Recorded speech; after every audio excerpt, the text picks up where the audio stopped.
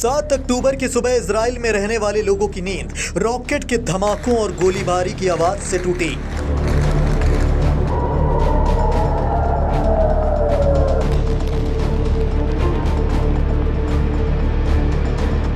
Israeli defence force जब तक हरकत में आती तब तक फिलिस्तीनी आतंकी संगठन हमास के लड़ाके इजराइल में कहर बरपा चुके थे। बॉर्डर के तार काट कर इजराइल की सीमा में दाखिल हुए और बेगुनाह लोगों को बंधक बनाने, मारने पीटने में जुटे थे।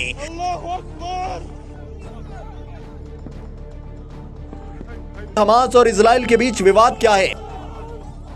क्यों यह विवाद कई दशक बीत जाने के बाद भी सुलझ नहीं रहा? इस विवाद में क्यों बार बार गाजा पट्टी का नाम आता है? तो आपको बता दें कि गाजा पट्टी एक छोटा सा इलाका है जिस पर फिलिस्तीन दावा करता है। यह मिस्र और इजराइल के बीच भूमध्य सागरीय तट पर स्थित है। यहाँ की 90% से ज्यादा आबादी मुस्लिम है जो फिलिस्तीनों की तरह ही अरबी बोलते हैं, लेकिन इस पर चरमपंथी संगठन हमास का कब्जा है जिसे इजराइल आतंकी संगठन मानता है। इतिहास के पन्ने पलटेंगे तो पाएंगे कि फिलिस्तीन के शहर यरूशलेम के नजदीक इजरायली नागरिक आकर बसे और धीरे धीरे वहीं के होकर रह गए। विवाद तब शुरू हुआ जब इजराइल ने खुद को एक स्वतंत्र देश घोषित कर दिया,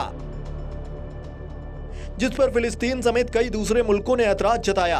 1947 के बाद यूएन ने इस मामले में दखल किया और फिलिस्तीन को एक यहूदी और एक अरब राज्य में बांट दिया, लेकिन दोनों देशों के पवित्र स्थल एक जगह होने से विवाद बना रहता है।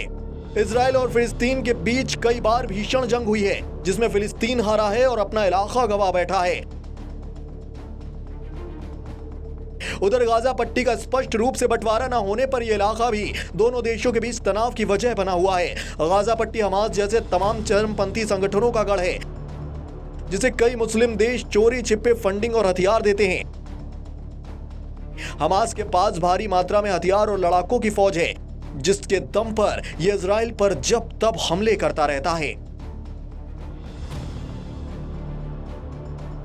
वहीं चरमपंथी संगठन हमास के सैन्य कमांडर मोहम्मद दीफ ने सोशल मीडिया पर बयान जारी किया है। उनका कहना है कि अल अक्सा मस्जिद को नापाक करने का बदला है। हमास ने इस ऑपरेशन को अल अक्सा फ्लड नाम दिया है। दरअसल फिलिस्तीन का आरोप है कि अप्रैल 2023 में इजराइल पुलिस ने यरूशलेम स्थित मुस्लिमों के पवित्र स्थल अल अक्सा मस्जिद पर ग्रेनेड फेंका था। हमास अब इसके जवाब में इजराइल के खिलाफ ऑपरेशन अल अक्सा फ्लड शुरू कर रहा है और पश्चिमी इलाकों में भीषण रॉकेट हमले कर रहा है।